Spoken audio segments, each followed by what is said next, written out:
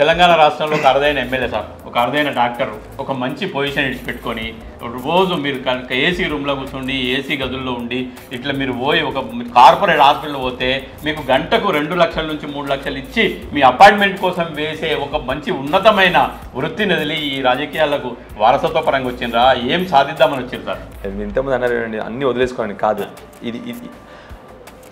ఇదొక ఆశయం. నిజంగా చెప్తున్నా, ఆశయం. రాజకీయాల్లో మార్పు రావాలి అని చెప్పి చాలామంది మాడుతుంటారు కదా, మరి మనవంతుగా మనం ఉండాలి కదా, మనం కూడా రాజకీయంలో మార్పు ఏం చేద్దామని చెప్పి, అంతే తప్ప మిగతా ఏమీ ఆశలు లేవు. ఎందుకంటే అన్ని భగవంతుని ఆశీర్వాదంతో అన్ని మంచిగా ఉన్నాయి కాబట్టి ప్రజలకు మంచి చేయాలి.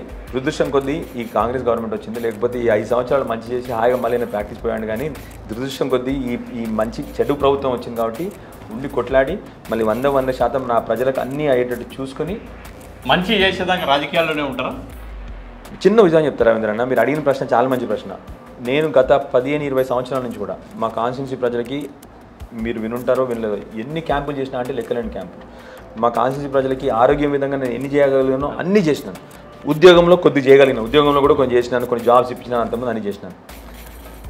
బిగ్గర్ పిక్చర్, చాలామంది యువకులకు మంచి విద్య రావాలి, ఉద్యోగాలు రావాలి, ఇండస్ట్రీస్ రావాలి, మా వ్యవసాయం ఇంకా మెరుగవ్వాలి, వ్యవసాయం నుంచి వచ్చే ఆదాయం పెరగాలి.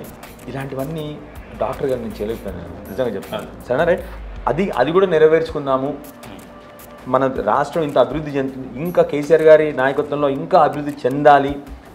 ఇప్పటికే దేశంలో అత్యధిక స్థూల ఉత్పత్తి రాష్ట్రం తెలంగాణనే, అత్యధిక పర్ క్యాపిటల్ ఇన్కమ్ తెలంగాణ. ఇలాంటి రాష్ట్రం ఇంకా ముందు పరిగెట్టాలి. నా వంతుగా చదువుకున్నవాడిని, ఇన్ని ప్రపంచ దేశాలన్నీ తిరిగి వచ్చినాను, నా వంతుగా ఏం చేయగలుగుతానని చెప్పి రావడం జరిగింది. కాబట్టి మీరు అన్నట్టు కంపల్సరీ రాజకీయాలు రావాల్సిన అవసరం లేదు, కానీ నీకు ఎక్కువ చేయాలి. పెద్ద గ్రౌండ్ కదమ్మా ఇది, దాంట్లో ఒకటి ఆరోగ్యం చేయగలిగినాను, ఉద్యోగం చేయగలిగినాను. ఇప్పుడు దీంట్లో వ్యవసాయము, కేసీఆర్ గారు బ్రహ్మాండంగా ఇప్పుడు నెంబర్ 1 ఇన్ షీపింగ్, దాన్ని ఇంకా మనం ఎట్లా పెంచాలి? ఫిషరీస్లో దేశంలో ఇన్లాండ్ ఫిషరీస్ అంటే సముద్రం లేని చోట నెంబర్ 1 కేసీఆర్ గారు, చేపలు లేని చోట చేపలు పట్టుకొచ్చాడు. దీన్ని మనం ఎట్లా మార్కెటింగ్ చేసుకోవాలి? ఇలాంటి కొత్త విధానంలో చేద్దామని చెప్పి ఆలోచనతో రాజకీయంలో రావడం జరిగింది తప్ప ఇంకా వేరే ఏమీ ఆశలు లేవు. సో 100% అవన్నీ నెరవేరుస్తాను తప్పకుండా. నేను ప్రజల పట్ల ఇప్పుడైతే అపోజిషన్లో ఉంటాను, ఏ రోజు తల వంచను, ఏ రోజు నా ఆత్మని చంపుకొని నేను తప్పకుండా ప్రజల వైపు నిల్చొని